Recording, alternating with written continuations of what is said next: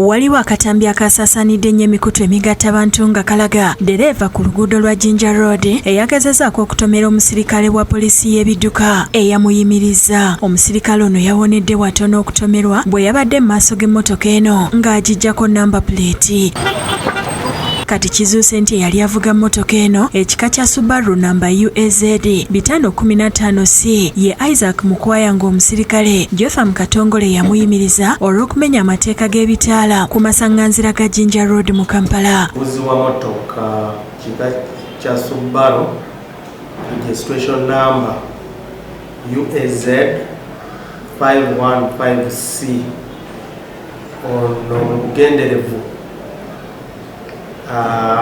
ku balaza abadde ayagala kutomera omusirikale waffe owa traffic. Omwogezi wa poliisi mu Kampala n'emirirwano Patrick Onyanga agamba nti Mukwaya yasala ebitaala nga byase langi emmyufu. Omuvuzi wa motoka eno amanya ge ye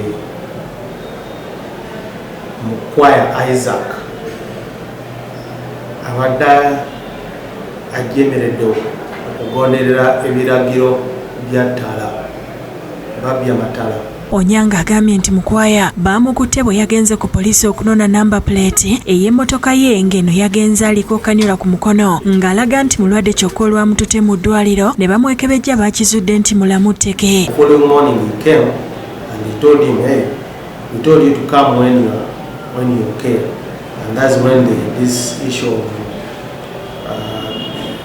footage started appearing on the social media, showing how he deliberately wanted to knock the officer, and that's how they immediately called our medical team here to go and try to check if he's okay or is sick.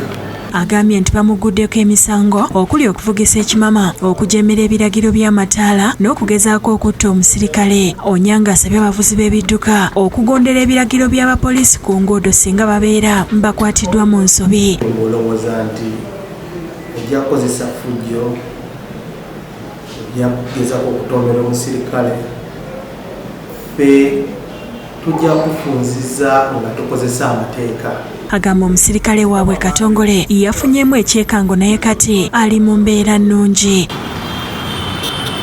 Abakozesa enguudo betwogedde nabo omuli ababodaboda, abatambuza ebigere n'abatakisi bekokodde envuga embi ey'abantu mu mmotoka ez'abuyonjo. Abatera obikola ebyo babalina abamanyi nti balina ssente wabeera ku kkubo obuyinza bwakozesewo abuteeka ku kkubo naye yakoze si birungi kale waliza musibirungi kubanga singa tyabuusiba yabadagenda ku wawulire gwosanga wambi nolabanga obadde oyagala kukuobuza nakusino nakuwamu noyitawuleko kitegeera nde abantu abasinga okukikozesa ennyo ekintu ekyo nti okuwa nadde aba nabavuga emogeza ebbeeyi kyokolafa abasinga be tutuwa respect emogeza ebbeeyi. Oli mukutya omusirikale ajja nakwesa obubudi agamba kanyanguwe nkoleki mpitewo nga tanandaba abeera n'ebizibu kumutwe kati ngoyo gwe nawudde baleka David Tamale yakusakidde ekkulire lino ku lwa Bukedde TV.